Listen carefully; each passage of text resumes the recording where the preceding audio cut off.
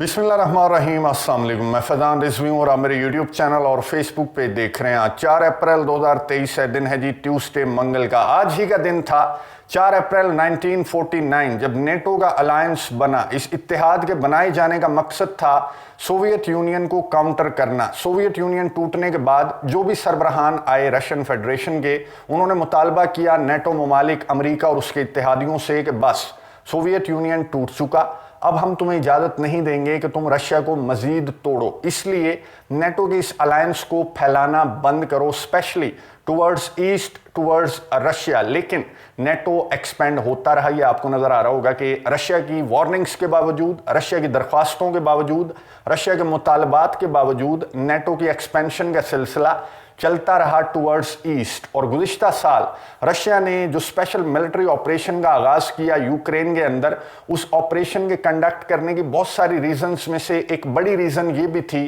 कि रशिया के सदर नेटो का ख़तरा महसूस कर रहे थे यूक्रेन के अंदर, इसलिए रशिया ने यूक्रेन में स्पेशल मिलिट्री ऑपरेशन का आगाज़ किया। लेकिन आज नेटो की एनिवर्सरी के मौके पर, बर्थडे के मौके पर, रूस के सदर व्लादिमीर पुतिन को एक और सरप्राइज मिल गया। ये सुनिए, उसके बाद बात करते हैं। When President Putin had as a declared goal of the invasion of Ukraine to get less NATO. He wanted less NATO along his borders. He wanted to close NATO's door, no more NATO membership for any more countries in Europe. He's getting exactly the opposite. Of America, Finland's instrument of accession to the North Atlantic Treaty. Please, Secretary Blinken. Thank you very much. Well, with receipt of this instrument of accession, we can now declare that Finland is the 31st member of the North Atlantic Treaty. गुफ्तगू आपने सुनी NATO के chief Stoltenberg की, जिन्होंने बिल्कुल दुरुस्त कहा। उन्होंने कहा कि रशिया ने, व्लादिमीर पुतिन ने स्पेशल मिलिट्री ऑपरेशन का आगाज़ किया क्योंकि उन्हें इतराज़ था नेटो की एक्सपेंशन पर। लेकिन आज हमने फिनलैंड को नेटो का बाकायदा तौर पर मेंबर बनाकर एक बहुत बड़ा सरप्राइज दिया है रशिया को। बहुत बड़ा सरप्राइज है, ये बहुत बड़ा चैलेंज है जो कि रशिया को मिला नेटो की जानिब से। वो किस तरह से मैं आपको समझा दूं, क्योंकि रशिया को, व्लादिमीर पुतिन को नेटो की एक्सपेंशन पर इतराज़ है और वो कई बार कह चुके हैं कि हमें अपने बॉर्डर्स पर नेटो का खतरा नहीं चाहिए। अब मैं आपको बता दूं कि आज से पहले, 4 अप्रैल से पहले नेटो और रशिया का बॉर्डर था क्या? नेटो और रशिया का बॉर्डर था 754 माइल्स का बॉर्डर था। नेटो ममालिक जो रशिया को बॉर्डर करते हैं वो एक नॉर्वे है और एक लैटविया और इस्टोनिया, जो बाल्टिक स्टेट्स हैं, वो रशिया को बॉर्डर करती हैं। और दूसरी साइड पर जो रशिया का ऑब्लास्ट है, कलिनिनग्राड, वो भी पोलैंड और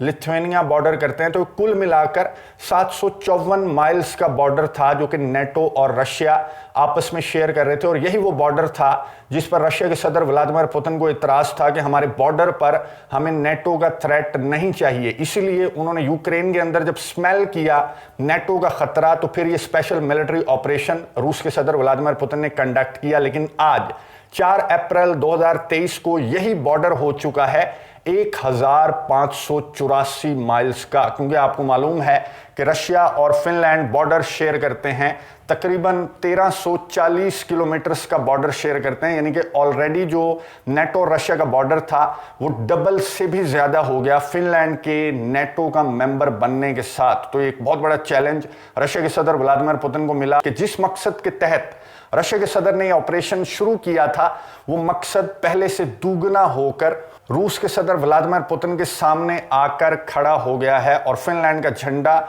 नेटो हेडक्वार्टर्स पर आज लहरा दिया गया। अब नेटो मेंबर कंट्रीज की तादाद हो गई है 30 से 31। और जो बुकारेस्ट 9 कंट्रीज हैं, वो ममालिक जो रशिया को बॉर्डर करते हैं, या फिर वो ममालिक भी इनमें शामिल हैं जो रशिया के खतरे को सबसे ज़्यादा महसूस करते हैं, रशिया के खतरे को सबसे ज़्यादा फेस करते हैं, ये हैं Bucharest 9 countries.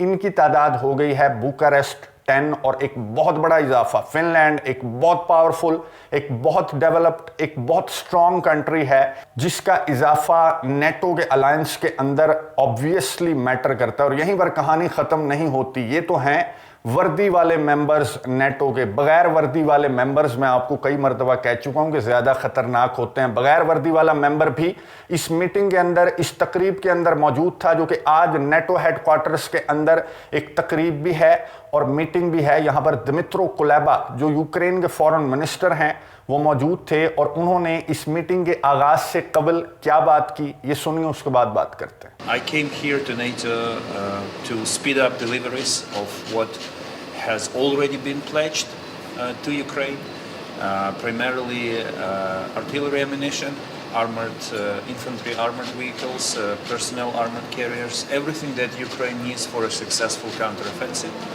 Of course, I intend to discuss, as you mentioned, the strategic plans for ensuring sustainability of support that Ukraine receives.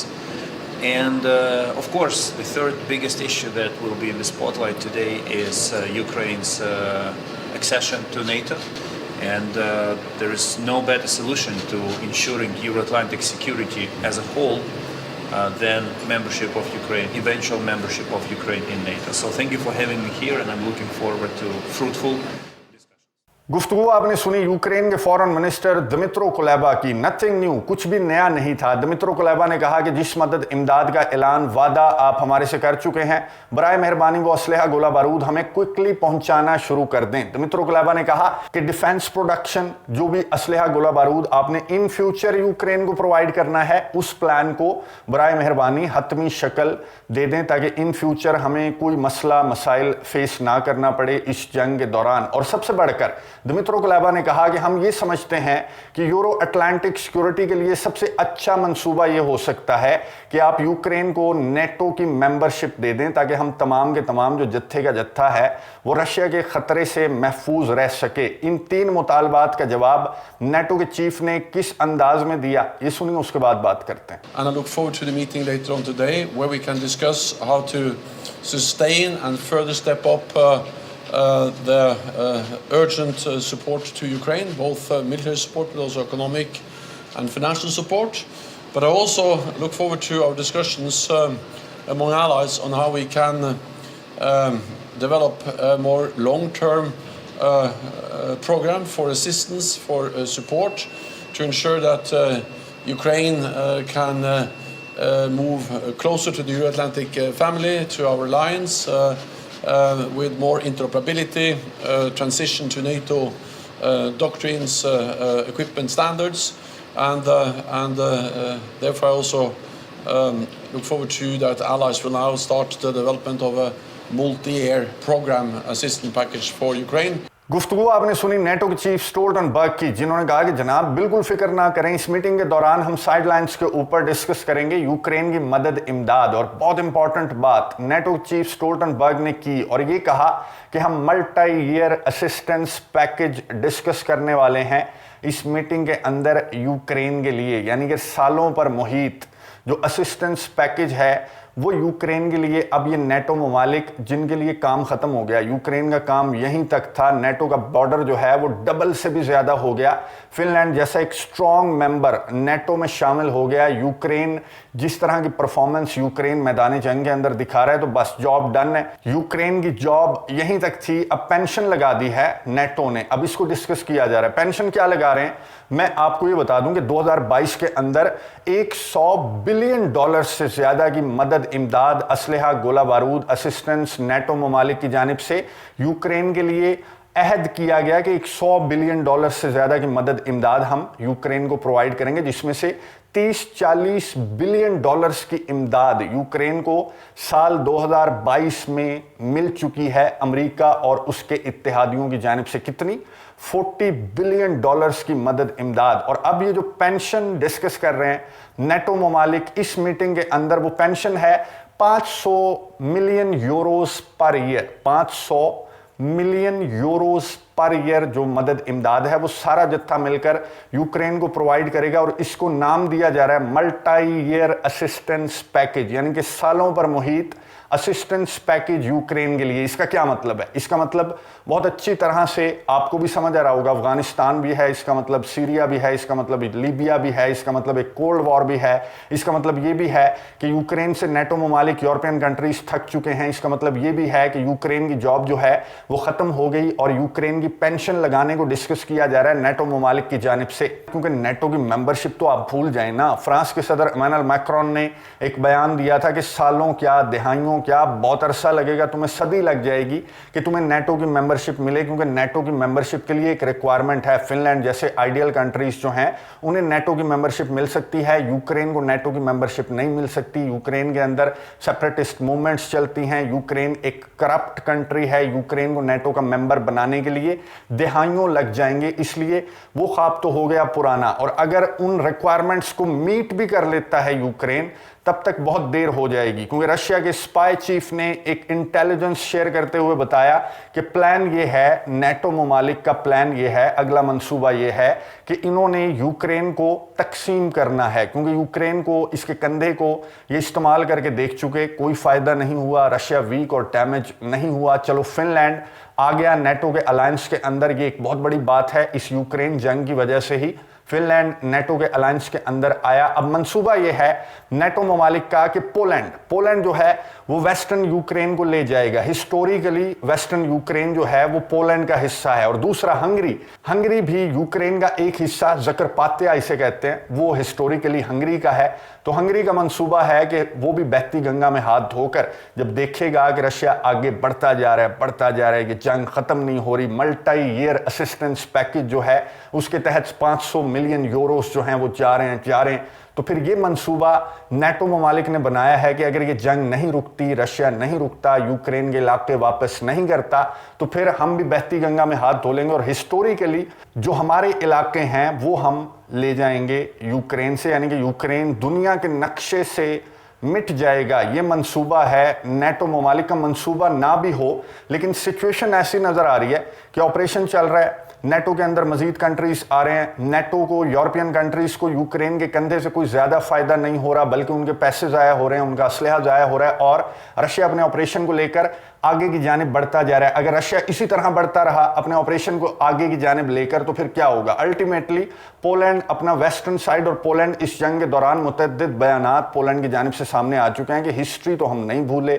जो हमारे साथ यूक्रेन ने रशिया की, सोवियत की आर्मी के साथ मिलकर किया था, वो इलाके तो हम याद रखे हुए हैं। इन इलाकों को लेकर जो वेस्टर्न यूक्रेन है, इनको लेकर बहुत ज्यादा तकरीबात भी पोलैंड के अंदर मुनक्किद की जाती हैं। हंगरी तो अलल ऐलान कह चुका है कि ज़करपात्या उसका इलाका है और ज़करपात्या जब भी उसका दाव लगा तो वो ज़करपात्या लेकर उड़ जाएगा। तो अब सिचुएशन भी ऐसी नजर आ रही है कि अगर मजीद कई सालों जिस तरह का असिस्टेंस पैकेज ऐलान कर रहे हैं नेटो ममालिक या प्लान कर रहे हैं, तो लगता यही है कि इसी तरह होगा कि यूक्रेन को जो है वो चीर फाड़ कर सारे ममालिक, रशिया और नेटो ममालिक जो हैं वो चीर फाड़ कर यूक्रेन को ले जाएंगे और पीछे बचेगा ये वाला यूक्रेन, जो कि फॉर्मर प्रेसिडेंट रशिया के दिमित्री मेदवेदेव, उन्होंने मंसूबा ऑलरेडी शेयर किया था कि ये फ्यूचर उन्हें नजर आता है यूक्रेन का। खैर ये तो इंटेलिजेंस की हद तक बातें ठीक हैं, सिचुएशन ऐसी हमें नज़र आ रही है कि आगे अगर सालों ये जंग चलती है, उसी तरह जैसे अफगानिस्तान बनाया अमेरिका ने, लीबिया बनाया, सीरिया बनाया, यमन बनाया, उसी तरह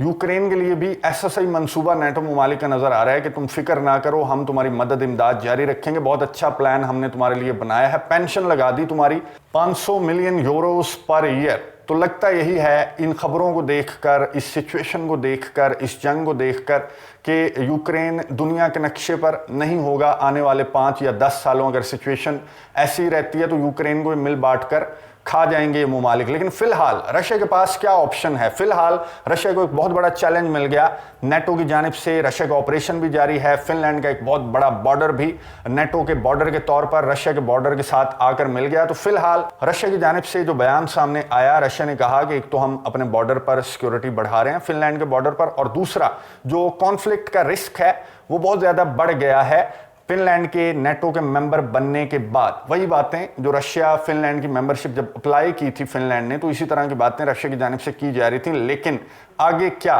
रशिया इस रिस्क को, नेटो के इस थ्रेट को किस तरह से इसका मुकाबला करेगा, किस तरह से इसको काउंटर करेगा, क्या ऑप्शंस हैं रशिया के पास। क्या रशिया एक और अलायंस बनाने की सोच रहा है चाइना, ईरान, भारत और ब्राज़ील जैसे ममालिक के साथ मिलकर, सऊदी अरेबिया के साथ मिलकर एक और अलायंस रशिया की जानिब से बनाया जाएगा, जो कि यूके की डिफेंस मिनिस्ट्री की इंटेलिजेंस सामने आई है कि रशिया अब इस थ्रेट को फेस करने के लिए एक अपना अलायंस बनाने की सोच रहा है। दूसरा ऑप्शन रशिया के पास ये है कि कोल्ड वॉर का आगाज हो जाएगा, ना सिर्फ रशिया और अमेरिका के दरमियान, ना सिर्फ रशिया और यूरोप के दरमियान, बल्कि कोल्ड वॉर होगी दो ग्रुप्स के दरमियान, एक वेस्ट और एक एशिया के दरमियान। ये कोल्ड वॉर, ये दूसरा ऑप्शन है जो कि इस सिचुएशन को देखने के बाद नजर आ रहा है। और तीसरा ऑप्शन है एक बड़ी जंग, तीसरी आलमी जंग अगर छिड़ जाए तो जिस तरह से गुत्थी उलझ चुकी है वेस्ट और एशिया की, रशिया और यूरोप की, रशिया और नेटो की जो गुत्थी जो उलझ चुकी है, ये सुलझ जाएगी एक ही दम से अगर एक बड़ी लड़ाई लड़ी जाती है। लेकिन खुदा ना खास्ता कि ऐसा हो कि कोई बड़ी लड़ाई लड़ी जाए, तीसरी आलमी जंग की जानिब दुनिया जाए और जो बाकी ऑप्शंस हैं उनमें से कोई ऑप्शन इस्तेमाल हो सकता है। लेकिन बातचीत के चांसेस कोई नज़र नहीं आ रहे कि ये तनाज़ा बातचीत की टेबल पर अब रुकने के काबिल बिल्कुल भी नहीं रहा। कमेंट्स बॉक्स में अपनी राय का इजहार ज़रूर कीजिएगा। अगली वीडियो तक के लिए इजाज़त दीजिए। अल्लाह हाफ़िज़।